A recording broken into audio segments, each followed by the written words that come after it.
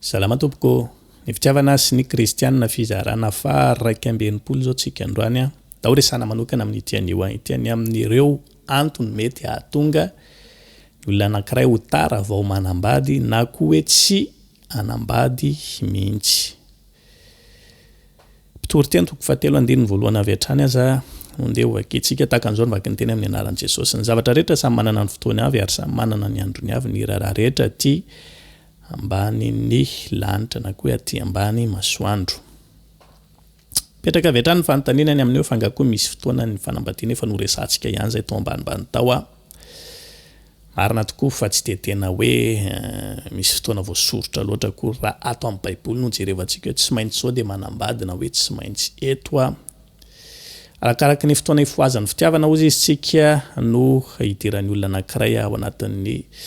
izay resam-pitiavana izay a, ary arakaraka ny circonstance misy ihany koa eny amin'ny fiainana izay iainany eny no mitarika anazy hirosa ao anatin'ny fanambadiana.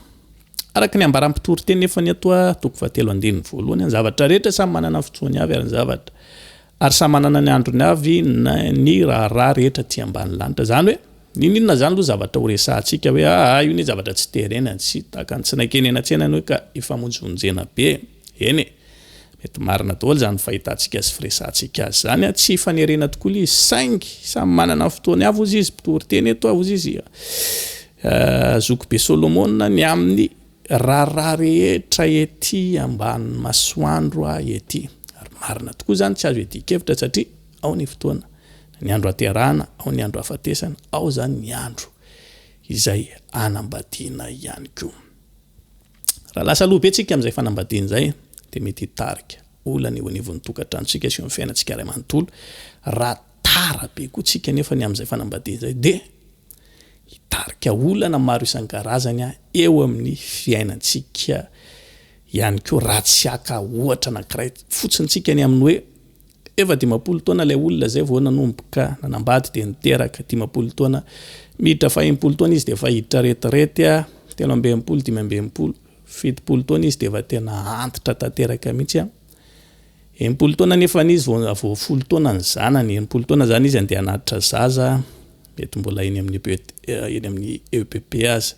Tsy mbola tonga amin'ny sehatra ambonimbony kory lay zaza de efa mety ho tonga amin'ny fahafatesana raha raisitsika ny fetrandro ara-dalàna avelomany olona araka ny ambaran'ny Baiboly amin'ny 70 hatramin'ny 80 taona. Hitantsika fa rehefa tsy voakajitsika tsara le fotoana de mety hanimba zavatra maro isan-karazany ity fotoanan'ny fanambadiana ity. Raha ny resaky ny manam-pahaizana manokana no jerevantsika ny amin'izay hoe fotoanan'ny fanambadiana izay de manambara ry zareo fa manomboka eo amin'ny taonan'ny 70 hatramin'ny 230 eo no tena fotoana mendrika indrindra ozy izy raha vao manomboka miakatra an'io taona io ny olona anankiray ka dify hoe 230 taona io de efa manomboka antsona ao anatiny hoe fahatarana. Ninona hoy ao adevitra ho apetrakitsika samy manana ny argument hoentintsika kanefa na de zany aza misy tokoa ny hoe fahatarana eo amin'ny fanambadiana ka tsy hiditra lavabe ny amin'izay tsika ifandresy lahatra ny amin'izay fa izay tena antony ho resantsika amin'ny tian'io ity de ny hoe ireo antony mety mahatonga ny olona ho tara vao manambady na tsy anambady mihitsy satria tena misy antony betsaka mihitsy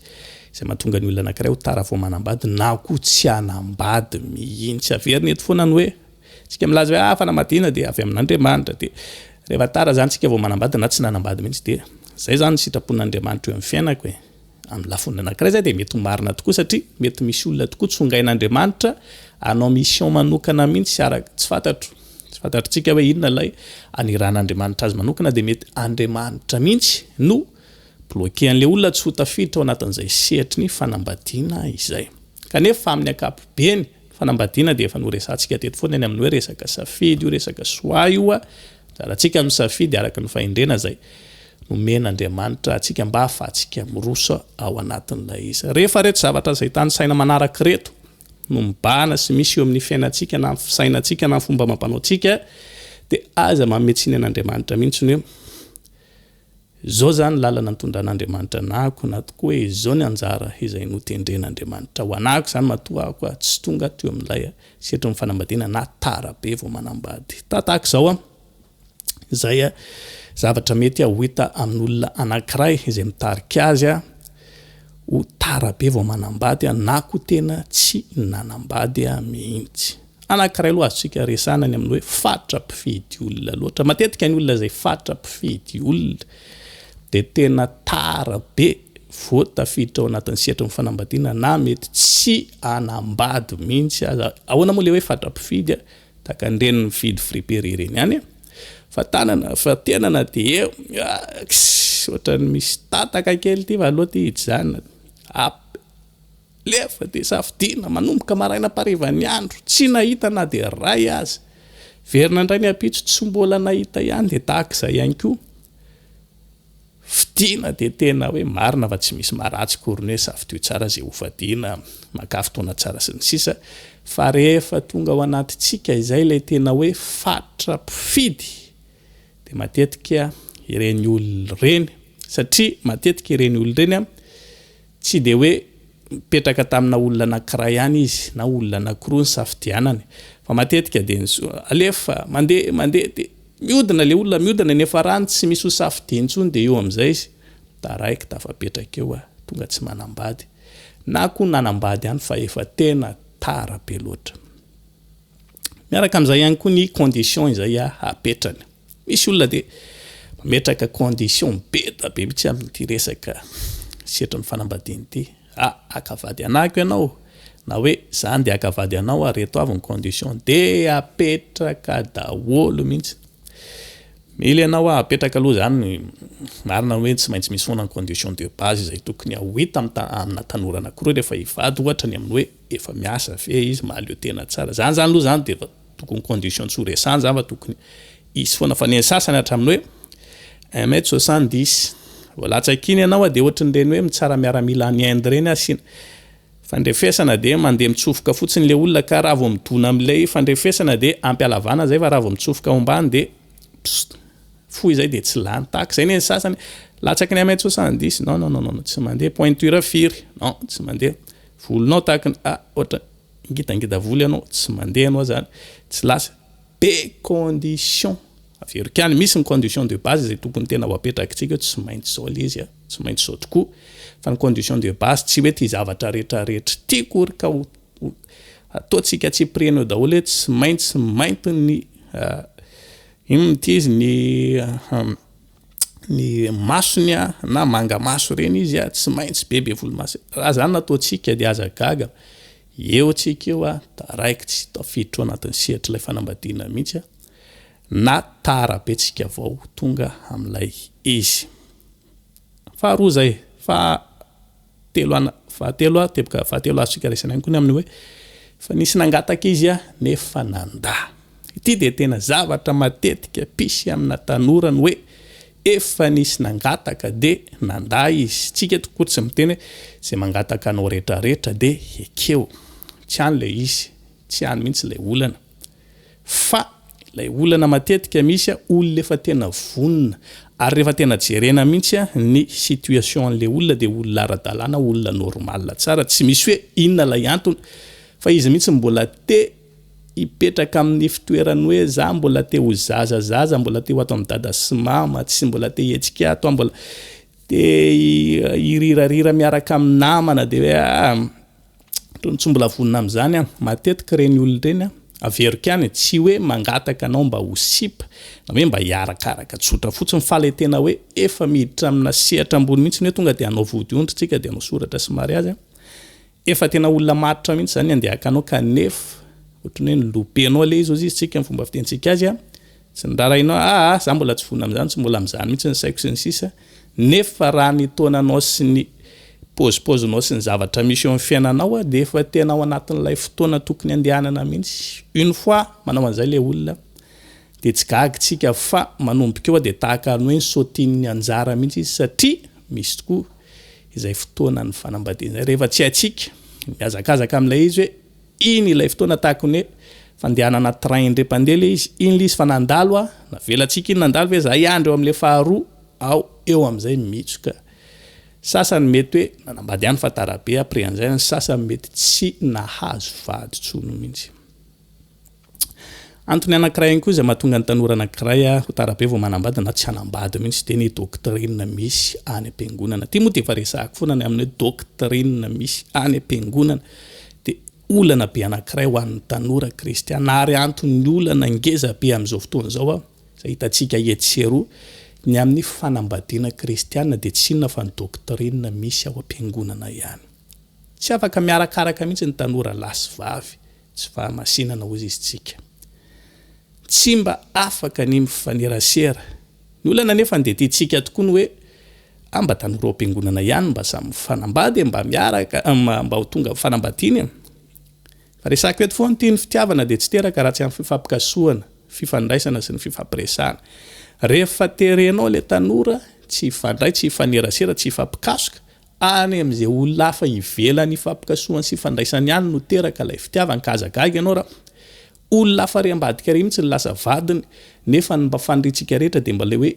olona mba le tanora miray fiangonana ato ihany nefa asiantsika barazy be ilay izy tsy mahazo fampijery mihitsy fa io tonga dia efa hotana mahafaty io ary tonga dia tsy fahamasinana. Tokony ho resahantsika mazava nefa n'ilay olana amin'ny fiarahana sy ny zavatra tahaka izany eny anivon'ny fiangonana. Inona moa ny tena olana raha ny baiboly no jerevantsika tsy ny fiarahana anie no olana fa ninona ny fanaovan'ny tanora firaisana mialohan'ny fanambadiana. Zay fotsiny ihany no ambaran'ny baiboly fa tsy ny hoe dia ny miaraka koa. Inona moa ny tombotsoan'ny olona miaraka alohan'ny anambadiana. Natao fiarahana hoe fa nazavaiko teto zay ny fotoana izay fa miatrahana ny bazy rehetrarehetra ao no fotoana fifampizahan-toetra. Miatrahana ny hoe zao ny tokony atao zao dia efa mba mianatra ny fampitondra mandeha tsikelikely alohan'ny hidirana amin'ny sehatra ny fanambadiana efa mba olona mifankalala tsara ilay olona fa ny olantsika tsy raha itsika izany tonga ny fotoana fanambadiana tonga dia any amin'ny pasteur so dia mba misy vehivavy anankiray mba metimety anefa mba tonga atoana so dia mba misy lehilahy mba metimety amin'ity ohatr'izao any dia akambana fatany fotsiny ilay olona tonga amin'izay ny amin'ny sehatra ny fanambadiana tsisy mandeha amin'izay alohan'ny ary dia olana mianjady amina kristiana maro isan-karazany zany amin'izao fotoana iresahantsika izao. Doctrine misy any am-piangonana tompoko dia isan'ny zavatra be anankiray manakana ny fanambadian'ny tanora na koa mahatonga azy ho tara vao hanambady na mahatonga azy tsy hanambady mihitsy. Ndao ho jerevantsika izay tena hoe inona ro ny tokony atao inona ny zavatra tsy mety atao inona ny zavatra tokony ampianarina ny tanora fa aza dia barazena tsotra fotsiny hoe tsy mety io fa zavatra ohatr'izao tsy mety io fa tsy fahamasinana sisa manimba zavatra be ilay izy. Teboka manaraka olona tia misitrisitrika sy miafinafina zany koa dia isan'izay mahatonga ny tanora anankiray tsy ho tonga eo amin'ny sehatry ny fanambadiana na koa ho tara be vao manambady. Asaina mba hiditra ao amin'ny sehatry ny fiarahana ohatra mba asaina mba ndao mitady olona mpanao choral tsy mandroso tsy sa izy mandeha alefa ny fiarahan'ny tanora mandeha mivoaka makary tsy mankany izy tsy manao ninina be da be ny tanora miresaka amiko eto miresaka ny olana tahaka izany dia zany ny zavatra proposeko anazy rehefa tara be ianao hoy inona ry nataranao dia efa zao ane le izy dia efa ifampiresahana dia efa tonga dia efa fantatra ane le izy zay tena raharahany ray aman-drenina mihitsy tsy handeha araka amin'ireny fiarahana mivoaka amin'ny tanora ny amina zavatra misy any zany le izy efa zao ianao tara be dia rehefa tara be nefa ndinona ny solution tolotra anazy ndana manao an'izany amin'izay ndana amin'izay mba mivoaboaka miaraka amin'ny tanora rehefa misy mifihantsoana mba manaova activité ao am-piangonana. Plus ianao miafina plus ianao tsy misy pahita mihitsy fa plus ianao mivoaka dia plus ianao be da be ny olona mahita anao raha amin'izay fotoan'izay dia ambony be ny pourcentageny amin'ny hoe isy olona zay gataka anao mba ho vady. Teboka manaraka ny olona mpiavinavina sy mpanambany olona ihany koa dia olona zay taraiky amin'ny fanambadiana ary mety tsy ho tonga amin'ny sehatry ny fanambadiana mihitsy. Be da be ny olona manana an'izany toetra zany. Pana tokoa fa rehefa tena hoe jerena ny tarehanao sy ny endrika olona tsara tare tokoa ianao jerena ny bika anao dia tena manana bika ianao ray aman-drenao manambola sy ny sisa. Efa raha zany rehetrarehetra zany no entinao ametrahana condition amina olona rehetrarehetra ity ny hoe zay ohatr'izao ka zay tsy mba zay hono tsy mba mahazo afaka miresaka amin'ny olona ohatra anareo zao na ty olona rehetrarehetra ity dia tsisy fampiresahanao daholo satria manina tsy mitovy kategoria aminao. Lasa mipetraka amin'ny toeram-piavinavina inona ny zava-misy aty aoriana mandeha amin'ny fotoana ny jerena fa lasa tsy tonga mihitsy ilay olona angataka vady ho anao satria maninona fantatry ny olona ny toetranao fa mpiavinavina iza moa ny olona andeha hiditra aminao andeha ila raharaha amin'izany olona mpiavinavina ianao izy ny olona andeha ila raharaha amin'izany tsy makagy zany fa dia eo ianao sy ny tranonao raha tianao zany no afaka amin'izany zavatra izany tianao ny iroso amin'ny sehatra ny fanambadiana mila mivoatra ianao mila miezaka ianao miala amin'izany toetra zany toetra ratsy tompoko ny fiavina vonana ary isan'izay mibloke ny olona anankiray tsy ho tafiditra amin'ny sehatry ny fanambadiana anankiray ihany koa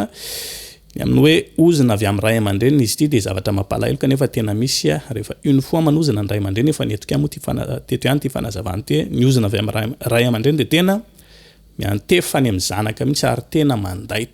tena mandaitra za tena milaza amintsika amin'izany satria efa nahitako maso ako matombo resaka an'izany ary be dabe koa ny porofo azo resantsika azo anambarantsika an'izany tena mandaitra ny ozon-dray aman-dreny mialatsiny indrindra fa eo amin'ny sehatry ny fanambadiana ho an'ny zanany noho izany raha sendra misy izay antony hoe mahatonga antsika ho bloke amin'ny sehatry ny fanambadiana tsy nahazo vady mihitsy tsika tsy tonga amin'ny sehatry ilay fanambadiana mihitsy tsika na tarabe tsika vao manambady dia jerevo tsara fa mety nisy tao anatiny tao zany rehetrarehetra zany ozon-dray aman-dreny ka zany zavatra zany araka ny sosokefitra efa nentintsika teto ihany mila tapahany zany amin'ny anaran'i Jesosy dia mila ihany koa izay fifonanao any amin'ny ray aman-drenao ny amin'izay antony nahatonga azy nanozina anao tsisy ray aman-dreny zanaka tokony hoe tsy fampiteny sy tsy fampiresaka zany tokony ifanatona dia jerevana zay marimaritra iraisana inona liza ry dady inona liza ry mama dia amazanakanao dia tokony